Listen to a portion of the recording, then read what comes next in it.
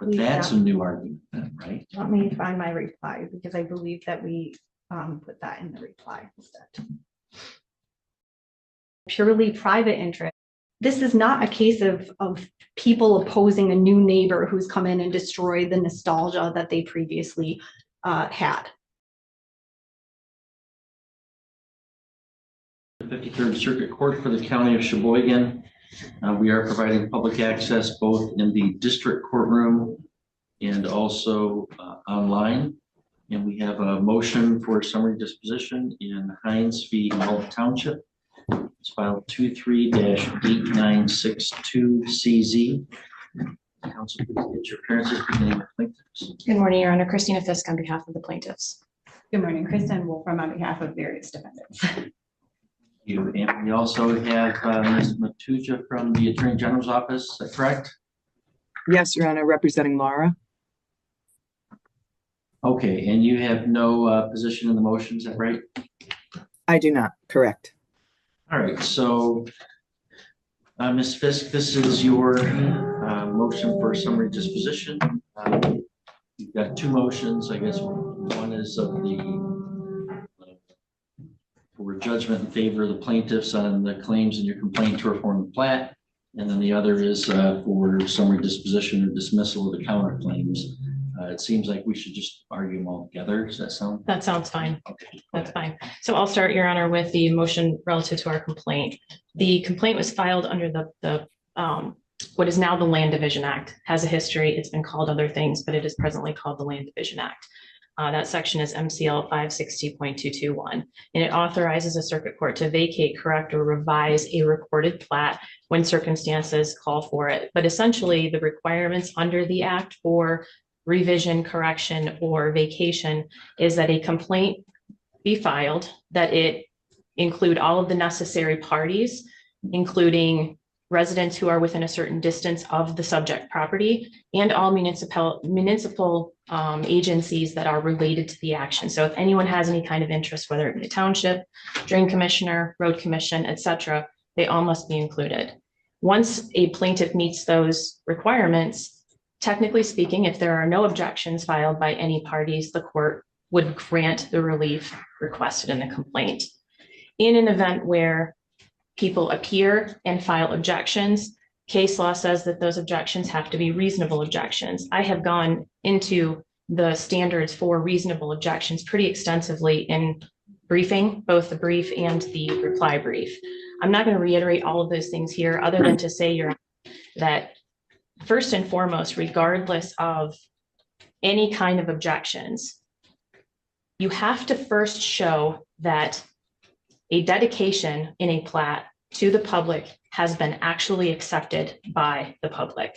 And that happens by way of a municipal authority actually taking possession and maintaining those areas that are now dedicated to the public for the interest of the public, held in trust for the public by statute over time. And if you don't have that component, then effectively there is no public dedication. And those areas of land effectively revert back to the property owners. In this circumstance, we assert that that is what occurred. There is not a single municipal authority that has appeared in this action to defend, to assert ownership on behalf of the public, to provide any evidence that there was acceptance by a public authority for maintenance in history. And this is an old plat, obviously. It's from the early 1900s. And I think that the only appearing defendant that is a municipal authority today is Laura. They're still in this, but even Laura has asserted they don't have any objection to the relief sought. They're here as a casual observer, for lack of a better word. If you don't have that component, Your Honor, then those areas of land revert back. I think this case ends there, where there's no public dedication. The alleyway in question and the public beach in question have always been treated effectively as part of the property that is the subject property the plaintiffs own. We're talking about a public alleyway and a public beach. This particular property has also a private easement. We are not and have not throughout this case argued in any way, shape, or form that private easement is affected. That easement benefits what we call the Hayes property. We have no intent of doing anything with that easement. It is recorded, it is effective. What we are talking about is on the plat drawing that is attached as one of our exhibits, a public alleyway that runs from the road to the public beach. At this point in time, the Heinz home has been constructed over that public alleyway. Heinz's took all steps appropriate during construction to obtain approval from the township, approval from the zoning board, approval from all public entities that they were required to obtain. No one ever raised an issue until after the home was built and the home is now fully constructed. It would be patently unfair at this point to ask the Heinzes to remove their home when no one raised this issue.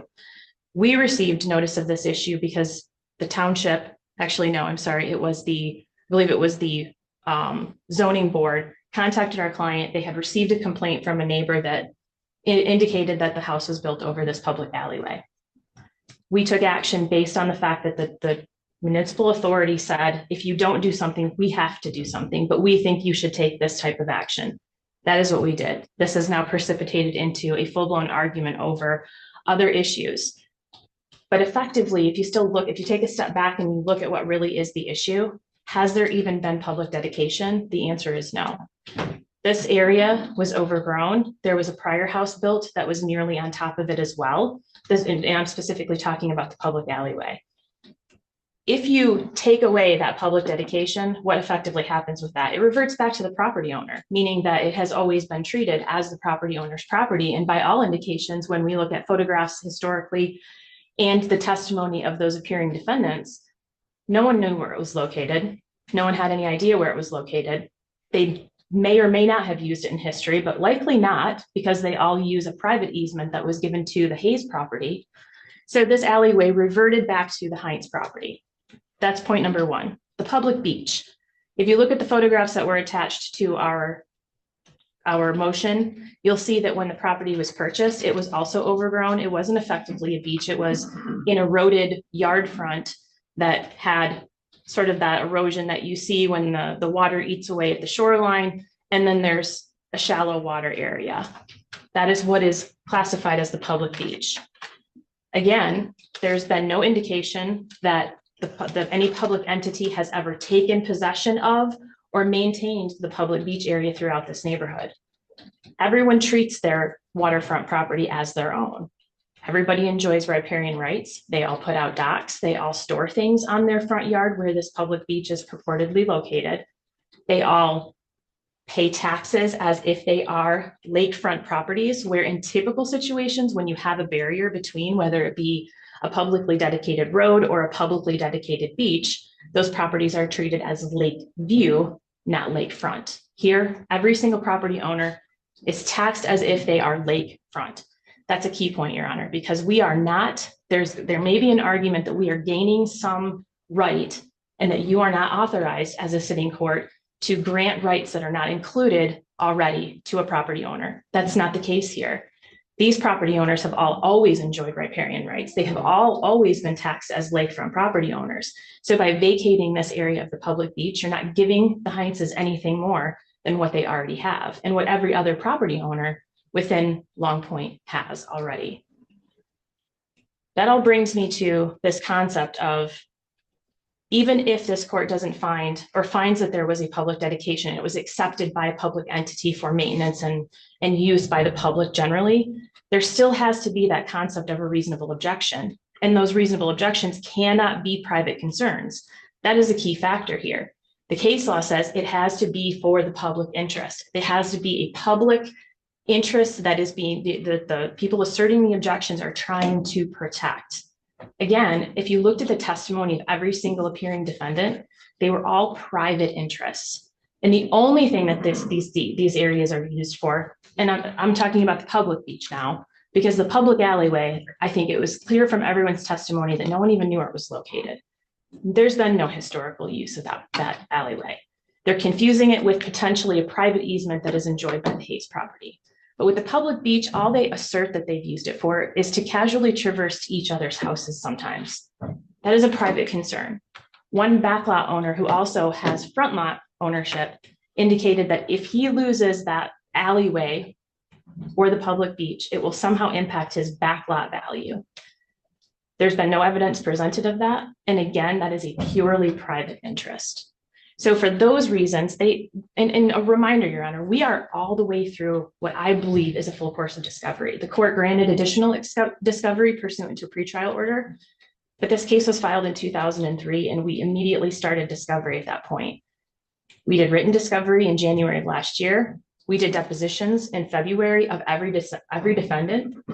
The defendants have not taken a deposition, a single deposition in this case. They have not deposed the Heinzes. They haven't deposed anyone historically. They've asserted no affidavits in support of their defenses here. There's no affidavit from anyone to say that there is a public dedication or that there is a public entity that has maintained these areas. And there's no presented evidence of that whatsoever.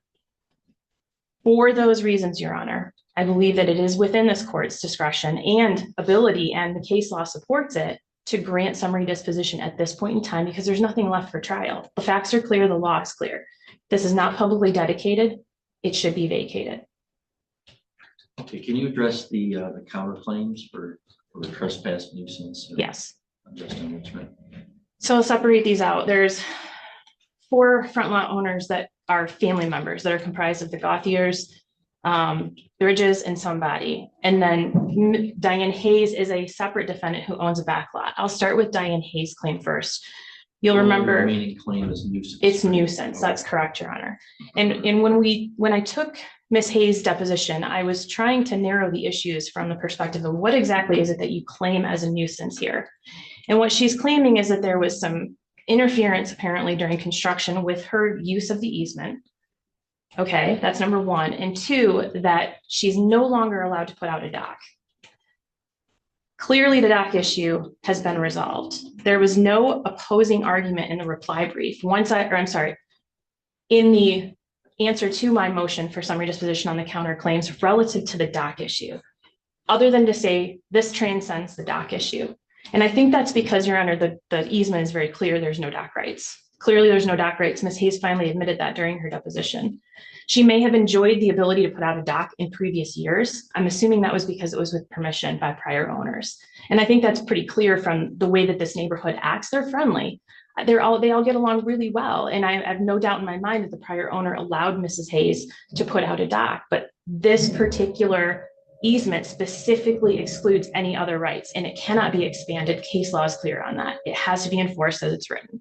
So we're left with interference during construction. The case law on nuisance indicates if it is a temporary and effervescent type of interference that has no real value, then there is no value to it. I tried really hard to pin down Mrs. Hayes on what exactly is it that you're asking for in relief here. I asked her what damages she had. She said she had health issues, but there's been no evidence of that. There's been no medical information provided. There have been no provision of any kind of bills or estimates or anything related to a purported interference with her use during construction. Attached some pictures, Your Honor. I think you can clearly see the easement itself was unobstructed, generally speaking, during construction, and the easement post-construction now is completely unobstructed. It's been staked. You can see where it is. It's a grassy area. There is a concrete pad that she may have to walk over, but generally speaking, there's nothing obstructing her ability to walk where she wants to walk. So effectively, Your Honor, I don't believe that Mrs. Hayes is able to meet any kind of burden with respect to showing that there is some obstruction of her easement. For that reason, and because we are, again, through the course of discovery, and I've asked her for evidence, I've asked her for more information, and she hasn't provided anything. You can't just show up and say, well, we're going to go to trial because I have a question of damages. No, you don't get to do that. You have to create a question of fact relative to damages. There has to be some competing information on what those damages are. What do we have right now? We don't know what her damages are. She can't articulate them. She hasn't provided any evidence of them. We have the right to defend against them, but there isn't anything, Your Honor. And even if there was, it may have been temporary. For that reason, the nuisance claim for Mrs. Hayes should be dismissed. Moving to the counterclaims relative to the other parties, there is a claim for unjust enrichment. I laid out in the brief that for an unjust enrichment claim, you're asking for damages. The remedy is restitution. I asked every single defendant, what evidence do you have of damage to the property? They casually mention ruts in their yard. They talk about a culvert. They've provided no evidence of that. I have no pictures. I have no estimates for repairs. I've asked extensively, how long was this, how long did this exist? What are you asking for? How do we do this? Someone threw out a number of $1,000 a day or $1,000 a week, but they've provided nothing in that regard. And we don't know how long it lasted. We don't know anything about it. Again, this comes to a damage claim. If you're going to assert damages under an unjust enrichment claim, you as the asserting party have the obligation to provide that information. There's no question of fact either, Your Honor, because we are through a course of discovery and nothing has been provided.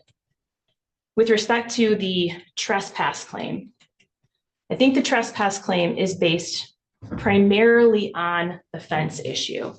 If I am reading things correctly, and I say that because the complaint that the counter complaint that they filed is a little unclear as to what exactly they're claiming as trespass. I believe that the trespass claim is based on the fence. I clearly laid out in our brief that when you have a right of possession, you cannot be guilty or liable for trespass. We have a survey. The survey was relied upon in putting up a fence. My clients have a right to put up a fence on their own property line. Now what we have is a purported competing survey. In theory, maybe that would create a question of fact, but I don't think so, Your Honor, and here's why. That is not a certified survey.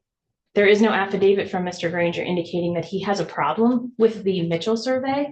And I know Mr. Granger. He is a wonderful surveyor and he is a well-respected surveyor. I have a feeling there is a reason why Mr. Granger did not give an affidavit in this case, nor presented any testimony to rebut the Mitchell survey, because he doesn't want to create a problem. There is a recorded survey that someone relied upon in putting up a fence. That is an absolute defense to trespass. If this court is inclined to think that there is a question of fact based on that survey, look at that survey. It's not certified. It's not recorded. It doesn't actually create a question of fact. Well, trespass is an intentional tort, right? Correct. So if somebody in reliance on a survey put up a fence, and let's say Mr. Granger even came in and certified a survey and said, no, that survey was wrong, my survey is correct, wouldn't the remedy or the cause of action still not be an intentional tort of trespass? Maybe say a quiet title. That's correct, which is why I think they brought the nuisance claim, because a nuisance claim, you don't have to have an intent. A nuisance claim can be creation of something either with or without intent. But yet the nuisance. Then you have to show that it interferes with That's the correct. use of that however many feet. That's correct. or use of the ground. And it doesn't. So at this point in time, yes, the fence is close to the house. Is that a trespass claim? No. The trespass claim itself, I think we can set aside. If we then focus on whether or not that fence creates a nuisance, again, we have to look at case law on topic, and case law asserts, and there's 2 unpublished cases that I've attached that are directly on point that talk about what the actual claim is. The claim from the defendants is that it's a nuisance because it's close to their house, it blocks their view. Both of those cases dealt with situations where someone was putting up a fence. One was even slightly malicious, one was not.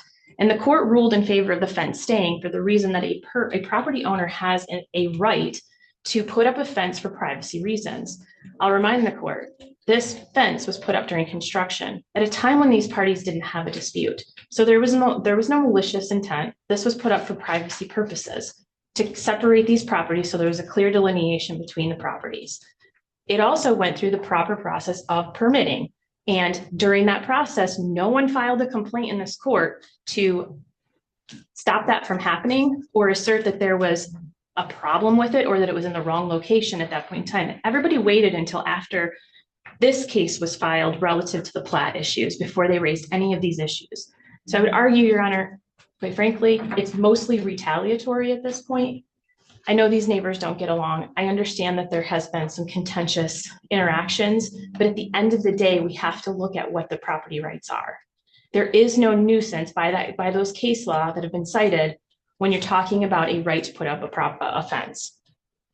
Likewise, there was maybe an assertion that there was interference by the fence created with respect to a septic field and the septic tank. One of the defendants that owns that property testified, though, that they were able to get the septic tank pumped like a year ago. So there's clearly no obstruction that prevents them from maintaining their system.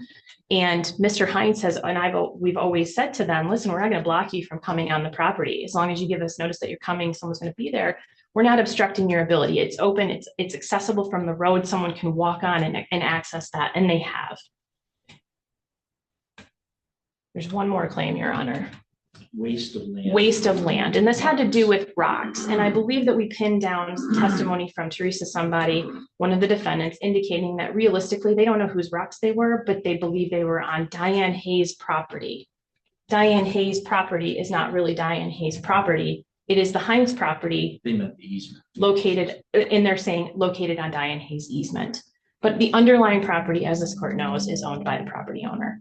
And so if there were rocks removed, they were on the Hines property. And I believe that we have established that fact. There is no waste to land.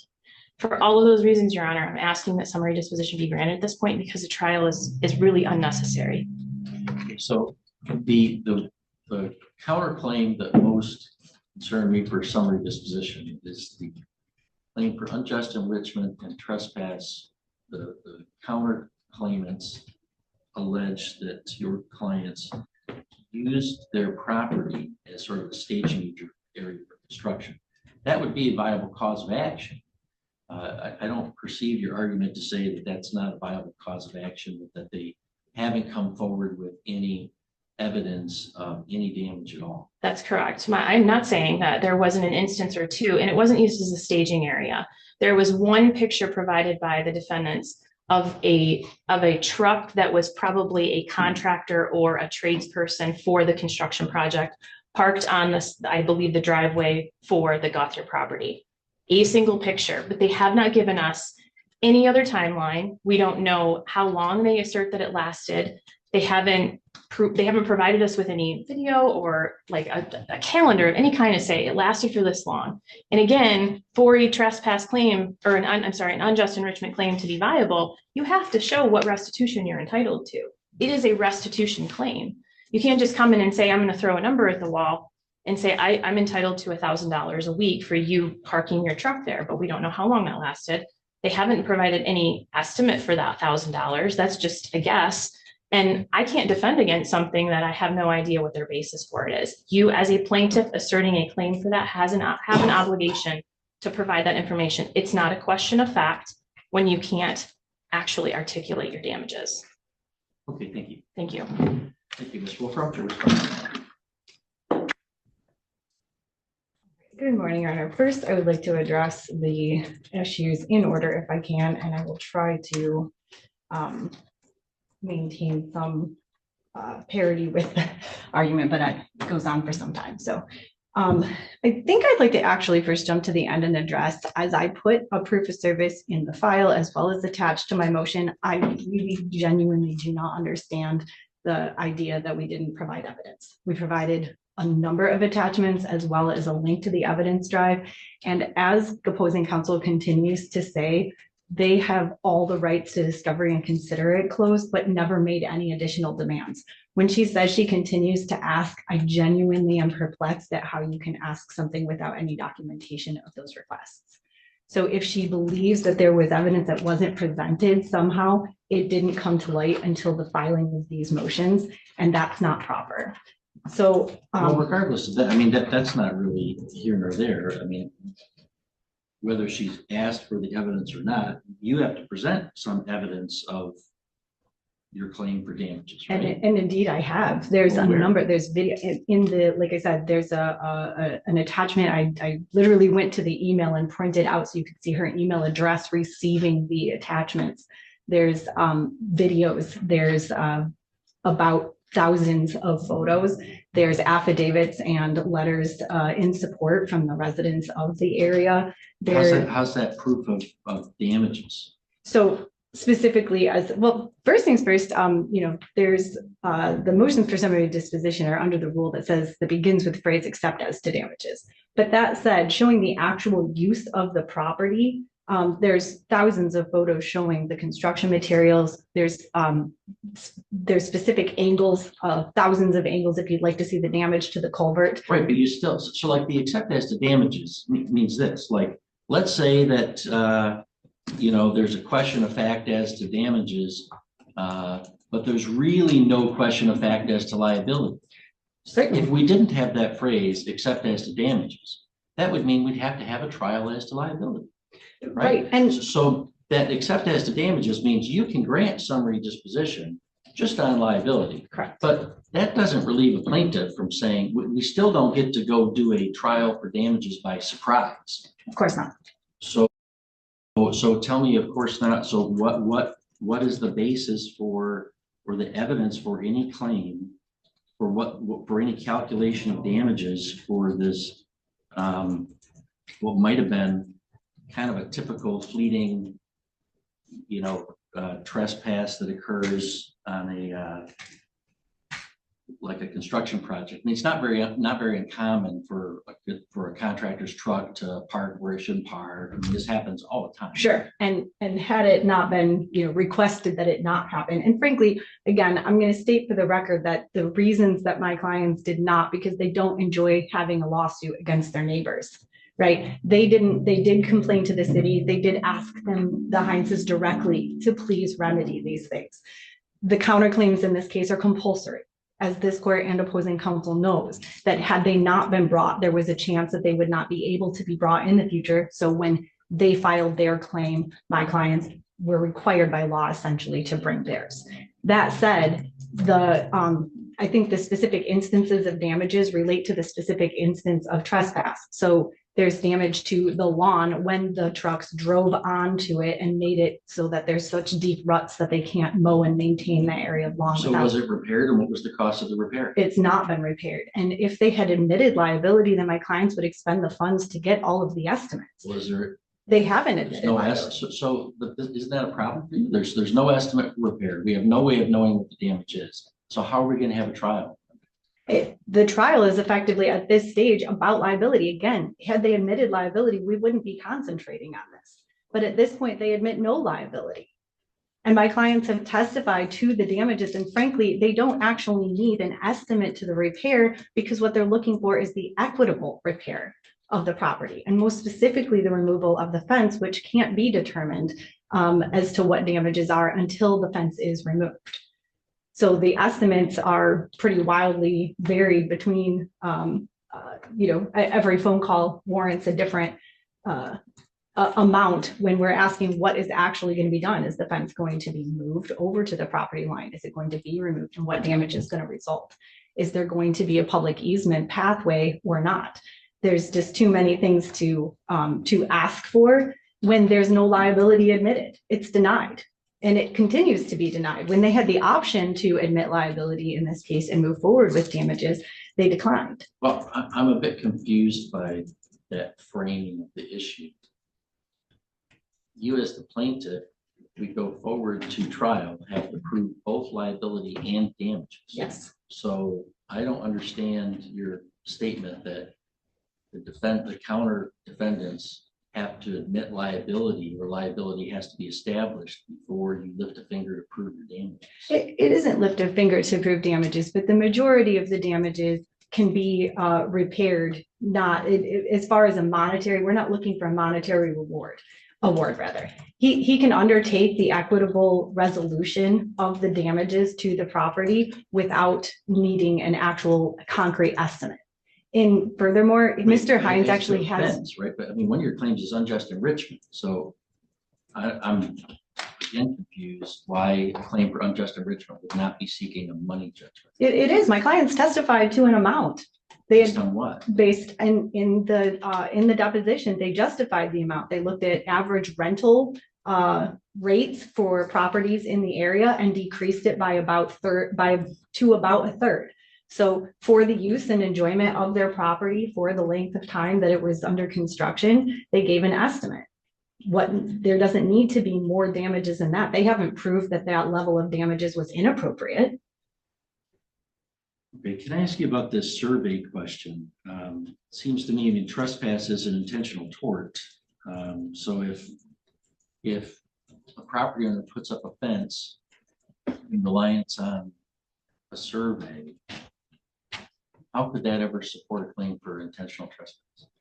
I think I'm going to answer that in two ways. The first is that the weighing of evidence is inappropriate at this stage of the summary disposition. So the fact is there are two surveys, and whether one survey is more appropriate or not is a question for trial, not for a question of summary disposition. But secondly, the dating of the surveys should demonstrate that this was intentional and that he should never have believed that his survey, which was 10 years outdated, gave him a right to that. So he did intentionally violate and should not have believed that he had the right.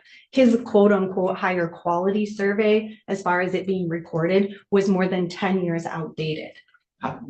Where do you base that outdated? Is there an expiration date that come with these? Well, to the extent that a newer survey demonstrates that that 10-year-old survey was incorrect. Was the fence constructed after that second survey? Yes, Did they have a copy of that survey? absolutely. Can you point any record evidence to me of that? It's in plaintiff's own brief that they're aware of that, of the second survey. Well, they're aware of it now. No, they were aware of it prior and they reference it.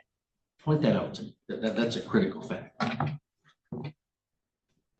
In Ms. Fisk, do you concede that that's skip the pointing it out? Do you concede that that's factually No. correct? It is not factually correct. The date of the survey that they obtained was January 17th of 2023. The fence was built during construction in 2022 while the project was going on. That was my understanding.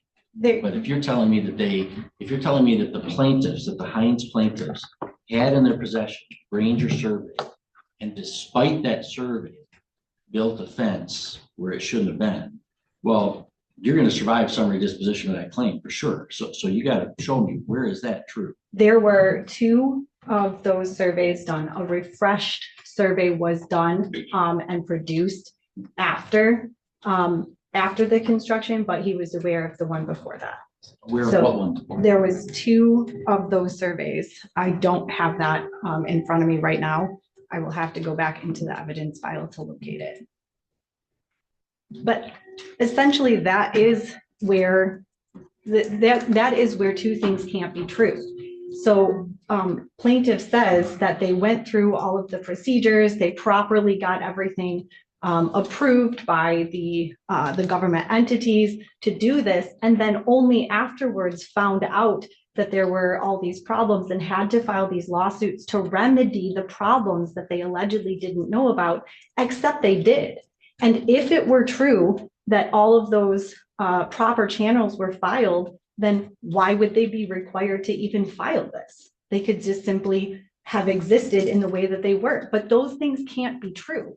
If they, as they admit in their depositions and in fact during the testimony, that they were compelled or implied by the county or whatever entity to remedy the fact that he had made these violations, and now they need the court to intervene to justify that he had done these things with some What kind do of you mean violations?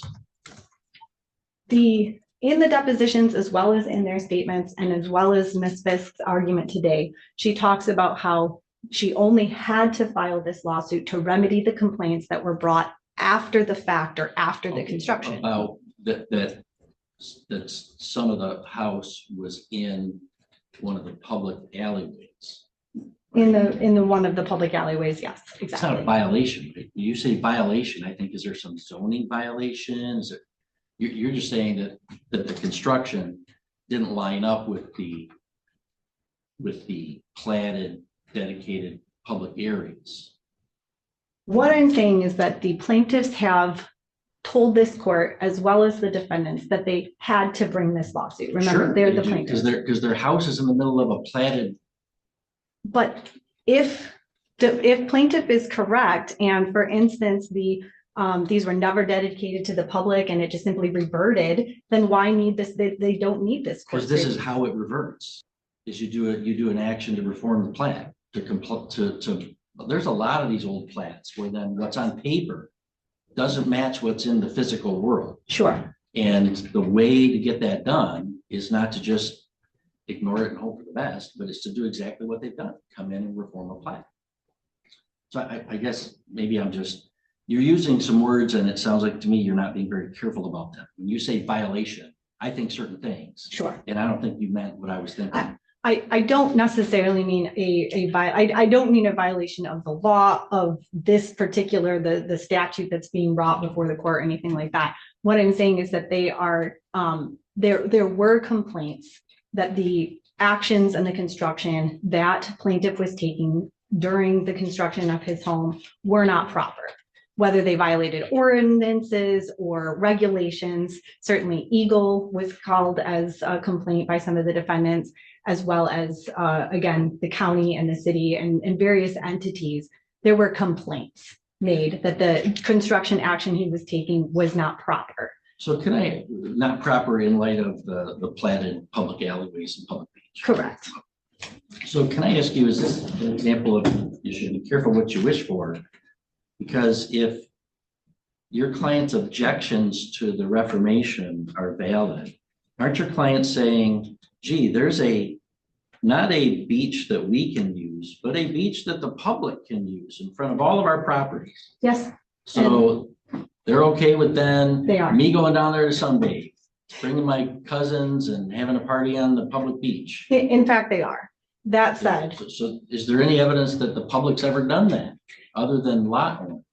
and I think that's actually the answer to the question is if you go all the way back to the original plat, it says that to the extent that it isn't accepted by the public and maintained as a public beach, then it reverts to not the individual lot owners, but rather the residents in general. And that's actually all they're asking for, is that the public beachfront may be maintained for the residents in general. And that's exactly quoted in our response. That's directly from, if you blow up the giant one that's scanned in the county, that says it should revert to not the individual lot owners as plaintiff asks, but to I don't the, remember reading that in your brief, because in your brief, you kept saying, we are members of the public. that's correct, but So can you? yes, I can Is this find a that new quote. argument I'm hearing today? No, that is definitely in. This would be part of the Long Point Resorts ground, the original, as part of the dedication. The streets and alleyways as shown on the plat are dedicated to the use of the public. And then in viewing the actual plat, well, it looks like I've exceeded the Wi-Fi up upstairs, so I This is can't pull it up. I'm looking at your defendant's consolidated response for your motion to the plaintiff's motion for summary disposition complaint claims. And I see you arguing that these easements belong to the public and that your clients are members of the public, and so these aren't purely private interests. I understood that to be your argument. Not that it should revert to individual lot owners. Well, their argument is that it reverts to individual lot owners. We would argue that it doesn't revert to the individual lot owners, but that if the public entity does not accept it and maintain it as required by the dedication, that it reverts to the owners in general and not the individuals. So where did you make that argument? I see that you're saying that this is public, it's public, and we are public. Sorry, should have had my print. I'm so used to the internets and my local courts being here. I apologize. And there it says dedicated as common beach for the use and benefit There of it the says, owners. where it says, can you direct me what you're looking at? Sorry, it would be the attachment that's the Long Point Resort Grounds, the I'm saying in original. your brief, where did you make this argument that you're telling me right now? That would be on page 5 of 12 in the reply, where it specifically says the plat does not assign the adjacent lot owners any exclusive ownership interest in the easements, therefore the public, and it's against the public that plaintiffs have brought their action, despite trying to pretend only a handful of private parties such as defendants have the interest. Okay, well, that's what I've always understood your argument to be, that these are public rights and your clients are members of the public. But just a few minutes ago, I thought I heard you arguing that even if the public never accepted this, it should still be some group easement for the benefit of other owners in the plat. Correct. But that's a new argument then, right? Let me find my reply because I believe that we put that in the reply instead. And file a reply. I mean, there's a motion, your response, and then their reply. All right, well, that's needed. Go ahead and continue your argument. All right, at this point, I would focus on a couple of factual issues. So for instance, where she says all steps have been appropriately taken during construction and that no one raised the issue, but clearly there has been an issue raised and it's a factual dispute at this point. So the other factual dispute is essentially that she continues to claim that no one used this. Well, we're standing here and saying throughout consistently that in fact it has been used, that these easements have been used by the public, whether they were maintained, by the public entity or not. There's, again, the factual dispute. There's affidavits, there's letters, and there's witnesses that testified that they have been used. There's also the question of the backlot value. They can only be assessed as to their value with the current status. There's no ability to sort of guess what the projected decrease in value would be to if there is no public beach access, which is what the plaintiffs would like by eliminating that easement. I would ask the court then to review the Tomacek case, which is essentially the authority that was cited by the plaintiff in support of all of their direction on how this court should entertain the idea of reforming the plat. Now, that case goes through the whole history of how the legislature left this court, the circuit court in general, sort of in the wind as far as the burdens. But what is clear is that when there is a contest between a public and a private interest, the public interest should prevail. So in all cases that relate to this Public Land Use Act, there was a contest between value to the public and value to the private interests. In even the Tomacek case, the question was between who had the quote purely private interest and those who represented the public interest.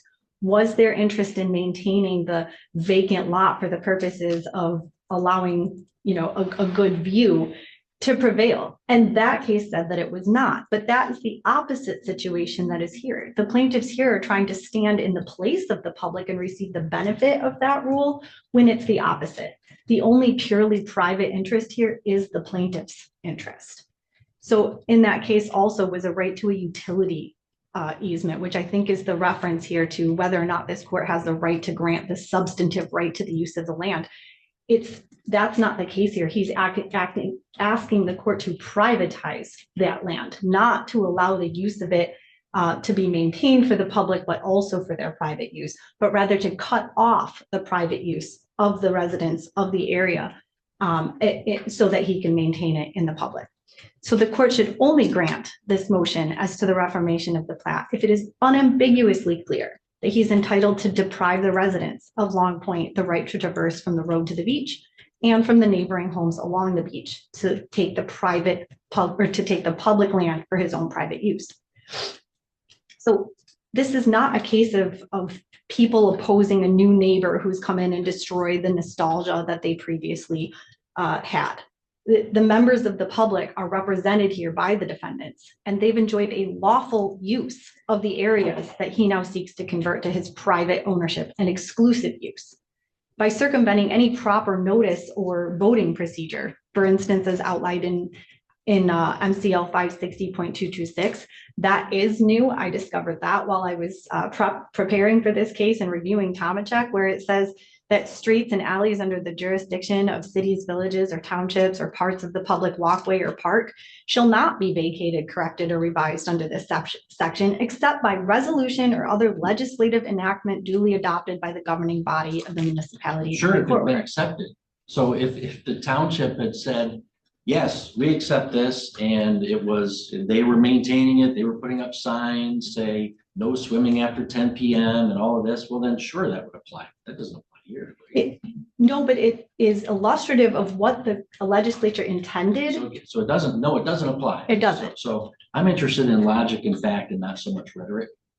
Sure. So like, oh, grabbing some statute that you didn't brief that doesn't apply because you think it's just illustrative of something is not super helpful to me right now. All right, go ahead and continue. So the contest again between though, what they're asking is the middle ground. So privatizing it versus leaving it public when when they have not demonstrated that, first of all, they haven't even demonstrated that the public hasn't. So the dereliction of the public's duty to maintain, this case in favor of the defendants here should not be dispositive for this court. They simply didn't want to spend the money on maintaining this action. So they left it to the private defendants to maintain. That said, there's a middle ground. They haven't demonstrated that the public did not, that the plat should be, that the land should be escheated to the individual owners. That's not part of the record either. The public has said that they have used it for many, many years, and there's no testimony that it hasn't been accepted. And if it is the case, and the plat does demonstrate that it was supposed to be used for the several owners, even if the public declined to adopt the land, then it's the public, it's the general owners that should receive the benefit of the doubt, and the burden should be placed back on the defendant or on the plaintiffs here to show that they're required or that they're entitled to block the access of the people that have used it for years lawfully. Okay, so the remedy would be move the house out of the alley. This court has a number of powers under this reformation of plat. It looks like to the extent that there's a reasonable outline, you could just move it over. So it could go along the side of the house rather than through it, and reform the plat to permit both plaintiff and defendant to benefit. So he could have the easement moved from the middle of his house, and this court could still provide access from the road to the street. There would be no damage or no detriment to the plaintiff in doing that. He knew that there was a public easement across his land, and he built the home over the easement, hoping that this court would just vacate it and not allow public transport anymore or transversal anymore. But that's not required.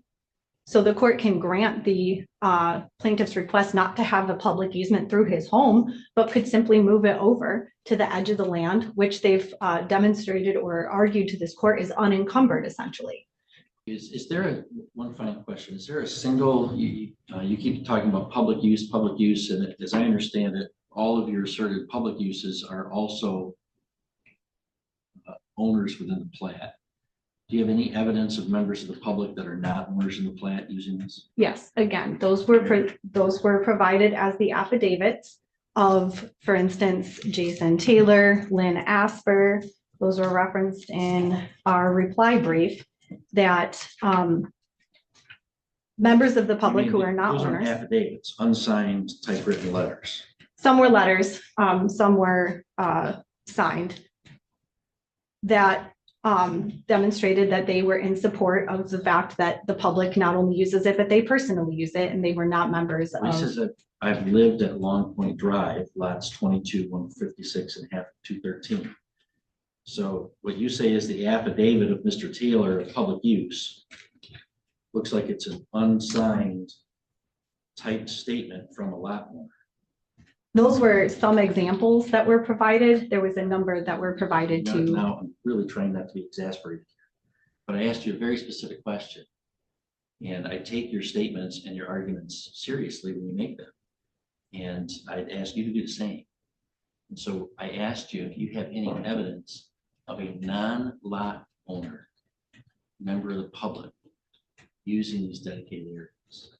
You said, yes, you had affidavits. You point me to one, and it's not an affidavit, and it's a lot. So I'm a little frustrated with that response. Go ahead. I have provided a list of witnesses that they're 27 or 28 witnesses long of folks that are not lot owners who could testify on to the use. Deposition transcripts from them or affidavits from them. Anything?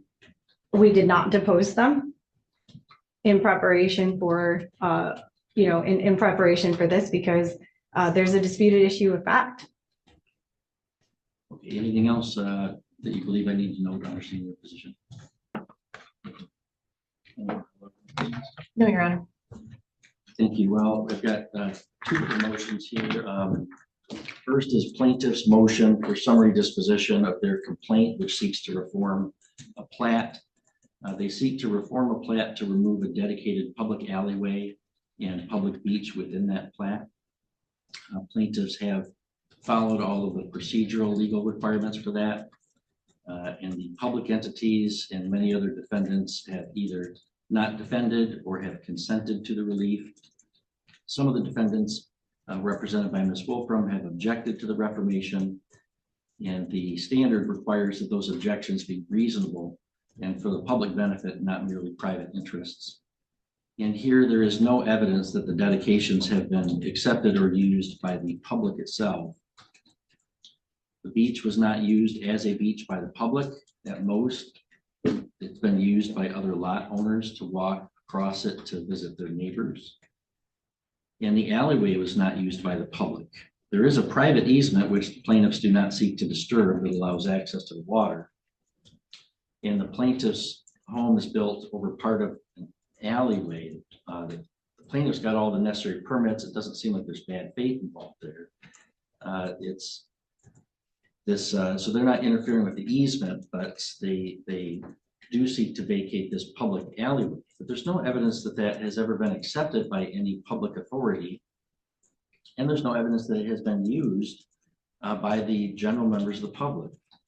The defendants say, well, we've used it. Well, they're not asserting an interest as members of the public. They're asserting their interest as lot owners. And the defendants say, well, we are members of the public. Well, of course, every human being is a member of the public, but that doesn't mean that they're asserting a public interest. So that status is, the fact that they are also members of the public is not what's pertinent as to this area. As to that area, they're lot owners within plat. There's no evidence of public acceptance or usage. I've specifically asked for any such evidence, and the defendants have not been able to produce a scintilla of it. So therefore, their objections to the reformation of the plat are not reasonable. So I'm going to grant plaintiff's motion for summary disposition under C10. There's no genuine issue of material fact, and the plaintiffs are entitled to judgment as a matter of law, granting their the reformation of the plat that they sought. Now, the defendants represented by Ms. Wolfram have also filed some counterclaims. At least one of them has already been dismissed, the Hayes claim for trespass. So we have Hayes has a claim for nuisance. That seems to be based on two issues. Plaintiffs not letting Hayes install a dock at the end of their private easement, but the easement doesn't allow for placement of the dock. And also rocks in the easement allegedly blocking ingress or egress to the lake. The photographs that purport to show that do not establish any significant interference with the easement for ingress or egress to the water. So I would grant plaintiff's motion for summary disposition of the Hayes counterclaim for nuisance under C10. And then there's the Gauthier, Bridges, and Simbadi counterclaims. Unjust enrichment for plaintiffs' alleged use of their property for parking and or storage during the construction project. The counterclaimants have produced no evidence to support any claim for damages, and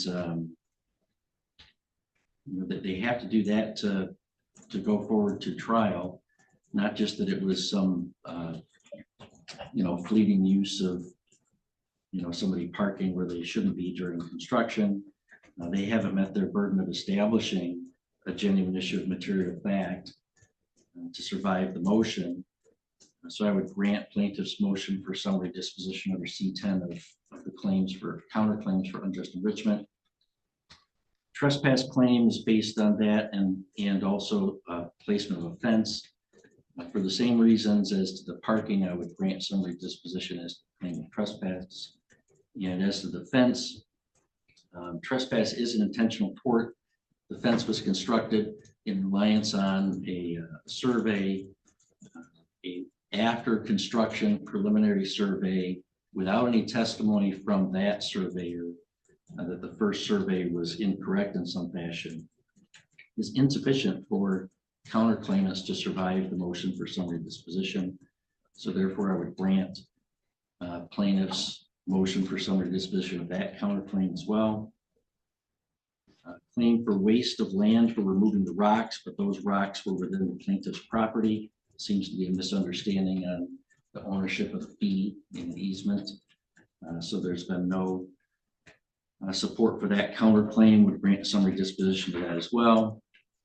And it leaves a claim for nuisance, I believe, as defense, but there's no evidence that was supported, presented to support that claim. So for those reasons, I would grant plaintiff's motion for summary disposition of all of the defendant's counterclaims under MCR 2.11610. So Ms. Fisk, as the prevailing party on both motions, we can prepare the order and judgment. Yes, Your Honor. Thank you. Thank you both. Thank you, Your Honor.